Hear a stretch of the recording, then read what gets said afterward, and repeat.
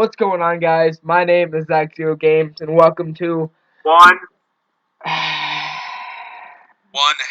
of a podcast. I mean, no one understands that reference unless you subscribe to Uncle John.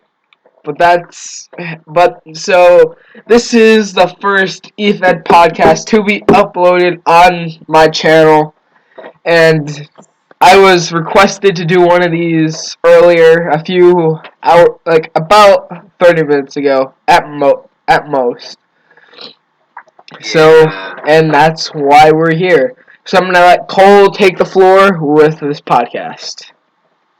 Alrighty, thank you. So, in EFEDs, there are companies that are great. There are companies that base everything off the storyline. There's companies who are uncreative. There are companies that are downright cesspools. Now, I'm not hating on this company entirely because I was part of it and I defended it for a very long time. But then came the thing with EFEDs that happens the most. Nate, would you like to go ahead and say it? Are you talking about the screw job? Drama, yes, drama. Drama. Very, very bad drama, too. So, a little bit of, I have no idea, probably 6 months ago, there was a big fight on Skype. People got angry. People got angry at VTech, whom everyone should know on your channel by now. And things escalated to the point where someone hopped on board. That person, I will not mention his real name because I have respect. I'm not a person who's just going to straight up hate. Chris Zero. You just said his name. Shut up. God damn it, Cole. Yeah. I screwed up, okay? This is why we can't have nice things. So, this is also the reason I'm starting my own fucking company. So, that happened, and Chris Zero decided to hop on board the hate train for VTech, and he expected everyone on Skype to join his side and hate on VTech. 2 people did not join his side. That was me, and that was Christian. What? Wait, when was it? Wait, when was this? This was the whole big argument about Chris DeLeon, Chris Zero versus VTech. I was on VTech's side. What are you talking about? I've always been on VTech's side. I know, but Zach, guys, you weren't around. Oh yeah, because this is when I took my hiatus from Skype. They pulled you into the middle of it. Yeah. They made you a main factor. I was the biggest part of that, and I wanted nothing to do with it because I had no idea what was happening. I always get drawn into VTech situations, and it's really annoying. Congratulations, sonny boy.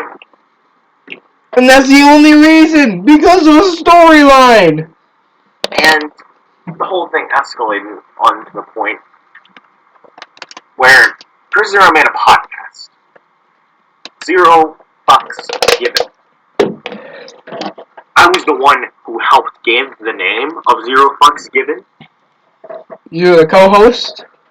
I'm the co-host that never appears on any episodes anymore. And I feel as if he hates me. He honestly hates me because I did not join his side. I've never gotten a firm apology from Chris Zero.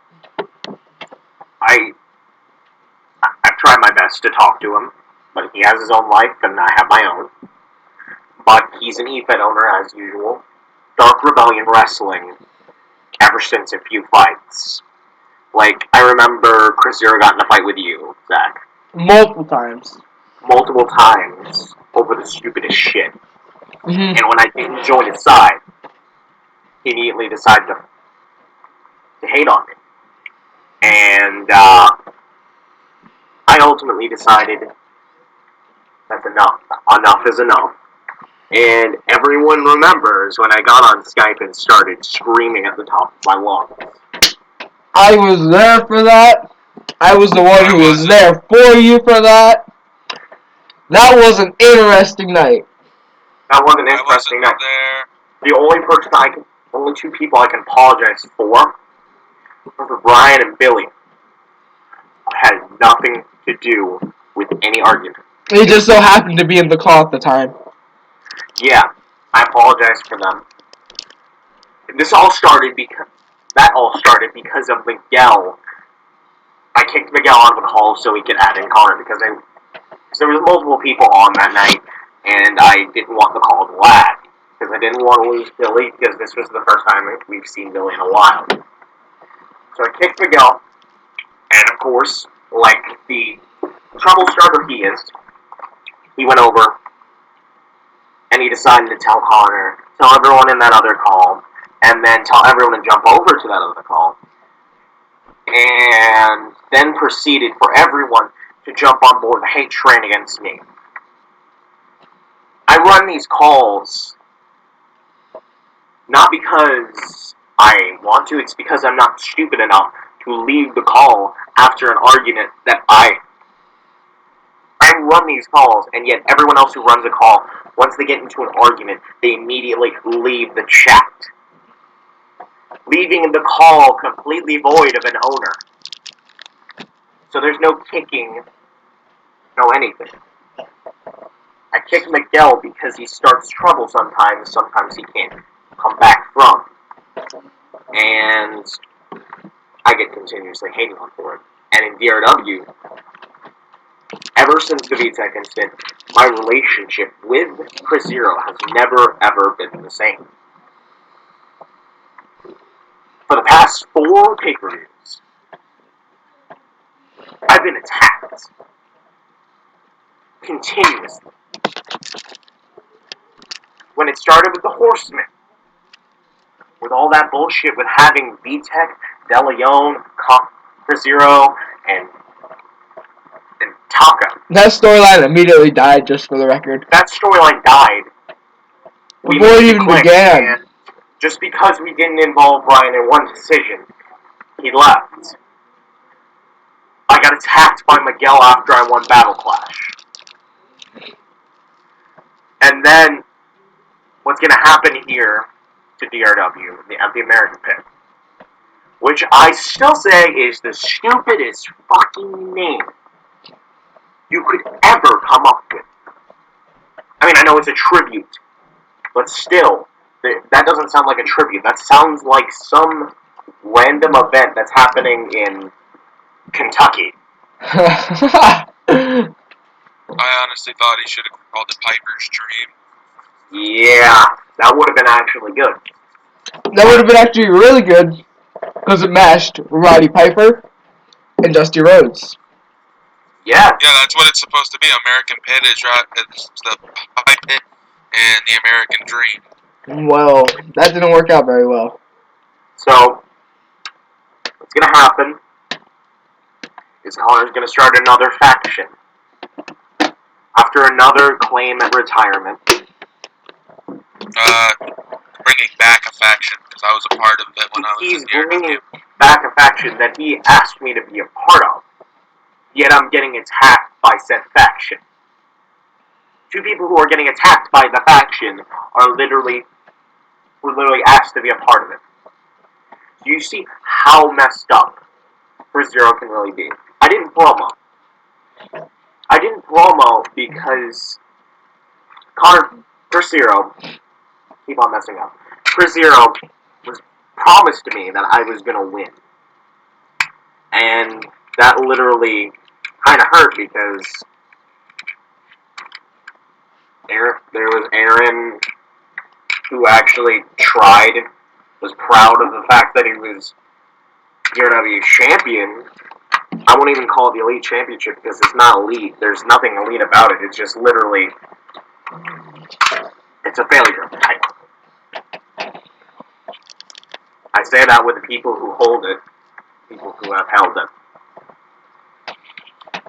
I will be leaving DRW because I cannot deal with the fucking drama of a place I supported. I supported it when Nate was hating on it in URW. I supported it when the whole URW shit went down, when URW was gone. But now, I don't give a fuck about DRW. And I hope that Chris Zero does well in every part of his social life and actual life. But as an eFed owner and as an eFedder, if you come near one of my companies, I'll show you why you're not a legend, you're not a god, but you're a normal human being. And if you step behind the corner, there's a good chance that you're going to piss your pants about what you see. Because you don't know what you're going to see. So I'm going to hand over the mic to Nate. Because I've taken up half the time. 11 minutes. The one thing that pisses me off about Chris Zero, you know what, fuck it, I don't care if I say his real name, Connor, the one thing that pisses me off about him, we had a match in DRW. The stipulation was, if I won, I would become the #1 contender for the World Championship. And then, the other stipulation was, if I lost, I'd be gone from DRW for good. What happened was, and this is the most pathetic, shitty display of sportsmanship I've ever fucking seen. He had to add, I don't even care anymore. He had to add his eFed mommy to the match to protect him and make sure that I didn't fucking pin him. Because he knew damn well that I would have kicked his ass if he wouldn't have brought DMG into it. He knew from the start that I was going to take this match as seriously as I could. And then, when I beat the little piss pants, he fucking looked me in the eyes over Skype and told me I was not winning that match and I would never win a world title because I beat him. He is the most pathetic excuse of an eFed owner, and I feel bad because I was told that Aaron is going to try and save the company, and I feel bad for him because he's trying to save a lost cause. Connor picks who he picks. Nobody else has a say in it. Nobody else, he doesn't care about anybody else's opinion. He asks for it, but he doesn't really care about it. He doesn't take it into consideration. The only time he's ever taken my actual suggestion into consideration is when I wanted to defend the International Junior Heavyweight Championship at the time in an X Division match, and gladly enough, that was the match I won the International Junior Heavyweight Championship in. And Connor he just kept promising me all the shit if I stayed and if I would actually promo. And then when I actually won the World Championship, guess what happened? Some bullshit started. Mia, if anybody knows her, Mia Marsden, not gonna get into that. But she started drama with me. And then I get kicked from the company. I got stripped and kicked from the company when she started the argument. I got stripped and kicked. That's because Connor hates me and he knows what I can do. He knows what I'm capable of. I'm not gonna sit here and say, "Oh my God, I'm an e-fetting legend." Fuck that, I'm not. But I've done some things in my career that people dream of doing. I did them in a short amount of time that people wish they're still trying to do. I'm not going to sit here and say I'm a god. I'm not going to sit here and say I'm a legend. But I damn well know my worth, and I'm a pretty damn good e-fetter. But people like Connor, they think, oh, because I can hand myself titles in my company, I'm a god. You're not a god, dude. You're not even close. You're more along the lines of a egotistical, self-righteous asshole who has to hand himself titles because he can't win them anywhere else. And I'd like to point out, the only other places he actually won a world title are VCW, a place where you don't even have to promo to win a world title, WRP, which he shits on all the damn time, and I don't know. Zach, did he ever win the world title in EWC? Yeah. I think he held it twice, I think. Yeah, and he decided to try and say that he was, Alright, so Nate, how much more do you have? Because I'm gonna end up taking my 4 soon. Because I have some stuff to get into. I just want to say one more thing. Connor, if you would have kept that title in EWC, I gladly would have kicked your ass for it. Alright, go ahead, Zach. Alright, so back to his. When was this? New Era, I think? Right, Cole? yeah, probably. His last match was New Era, I think, in EWC. We made a deal because I didn't plan to compete in DRW anymore. We made the deal where, okay, this is going to be your last show. He posts promos for the show. Deadline hits, wipes his name from the company. He completely just dropped everything and he walked out. As soon told him who would win matches. As soon as the deadline hit, and also, me and him are cool right now, but Brian Mallon, yeah, I'm gonna say a real name here, revealed the result